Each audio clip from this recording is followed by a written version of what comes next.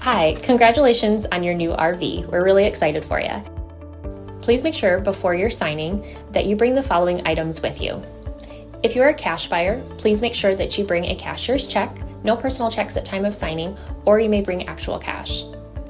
If you're a finance customer, please make sure that you bring proof of insurance listing your specific lien holder. If you need that information, please call us ahead of time. Also, make sure that you bring all valid driver's license of all persons that will be listed on the title. If you have a trade that you're trading in with us, please make sure that you bring your 10-day payoff as well as your title and all persons who will be listed on the title of that trade.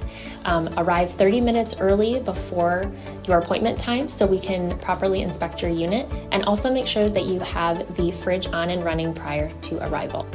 If you have any questions, please feel free to give us a call at 810-686-0710. Thanks so much. Have a great day.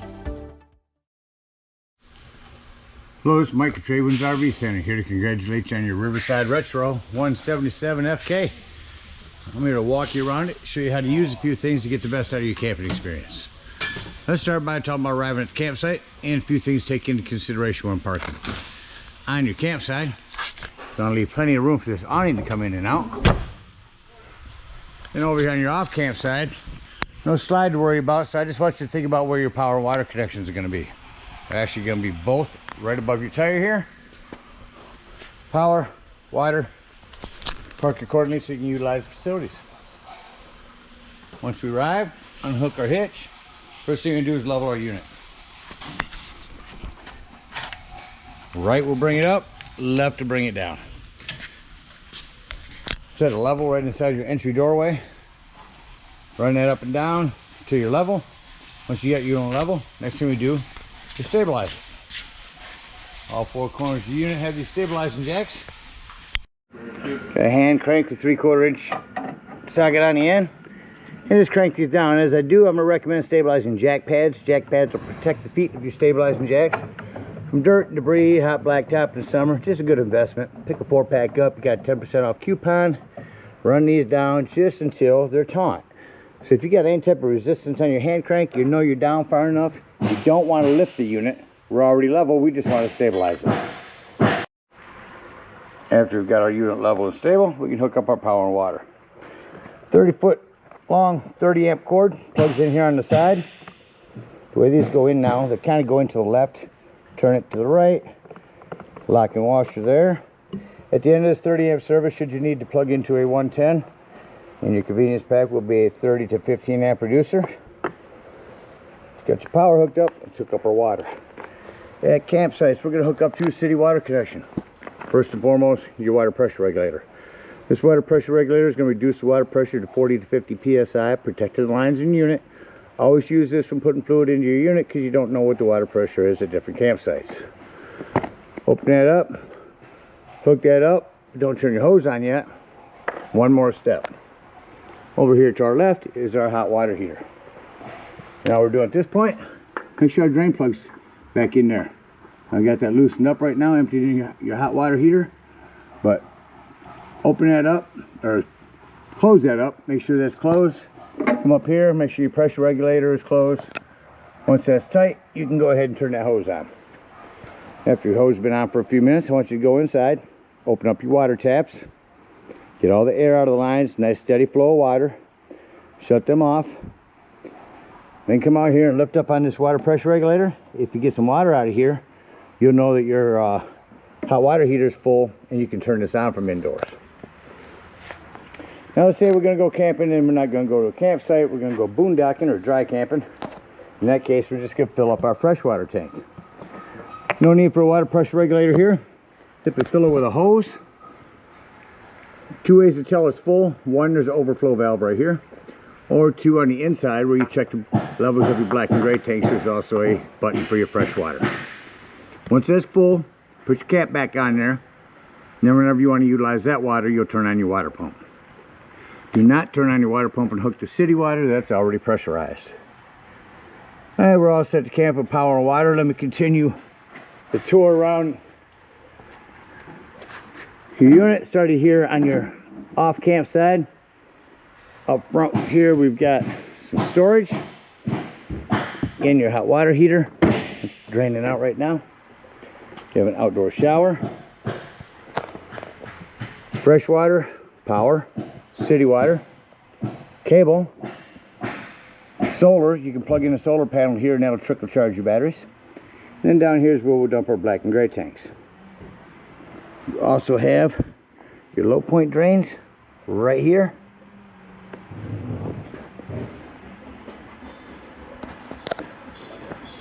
On the rear, behind your spare tire, you've got more storage. Over on your campsite, you got a couple of outdoor speakers. Access to the back of your fridge. 110 out here. It's the flue for your furnace. Two things on that. One, make sure it's never blocked. And two, if you are running your furnace, steer clear of that. It gets hot. Underneath your tire here, back here, you can see your freshwater drain. Draining your freshwater tanks right now.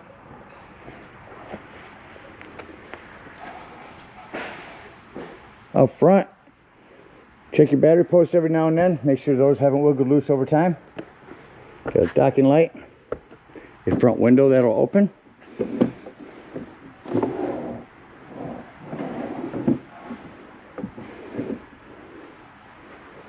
The propane does come with a cover and a regulator.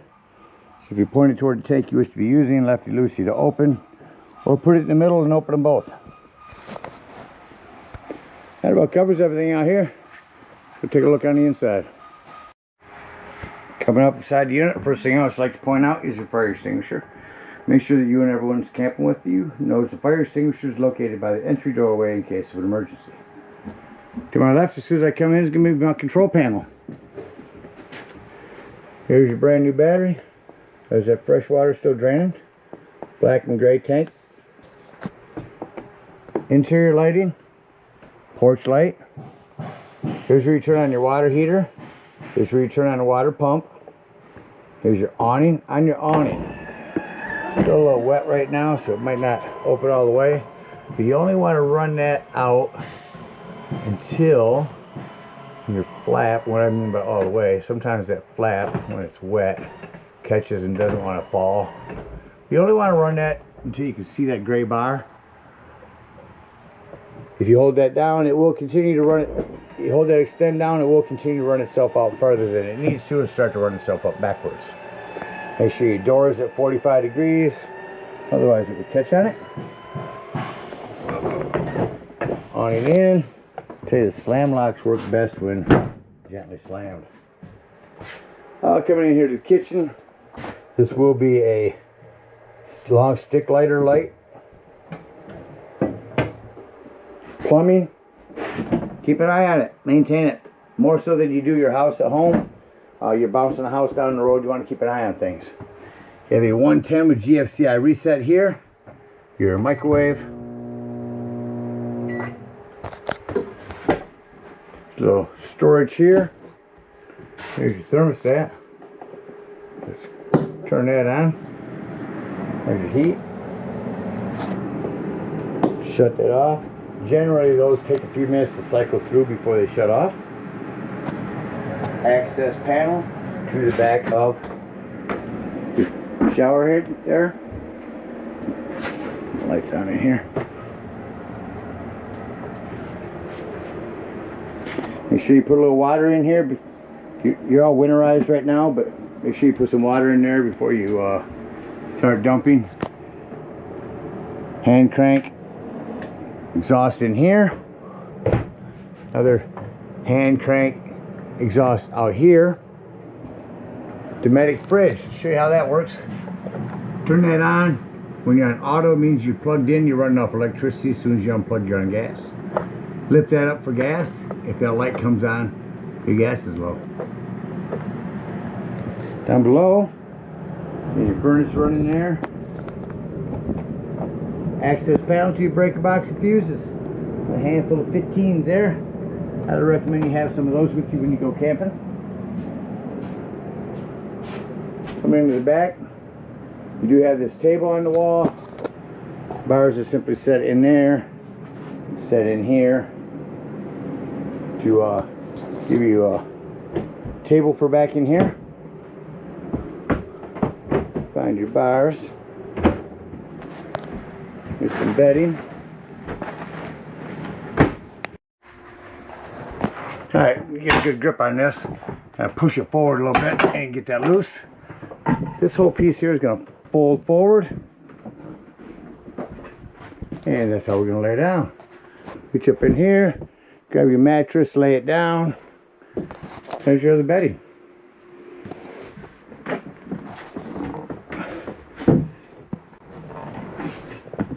Do a two-handed job. Get this up in here and lock it. I'll get the other one and flip this back up in here. Gotta pull on the back as you're coming forward. Lastly, back in this room is your 12-volt carbon monoxide propane detector. The reason I mention that's 12-volt, always running off your battery. So if you are out boondocking, dry camping somewhere, nothing plugged in charging your battery, disconnect one of your battery posts to keep this from running your battery down. That about covers everything in here. It's like we're leaving the campsite. Close the unit up. Doors and drawers. My motto. Walk through the unit, make sure all doors and drawers are closed. Shut off your lighting. Make sure all your lighting in your unit is off. And exit the unit.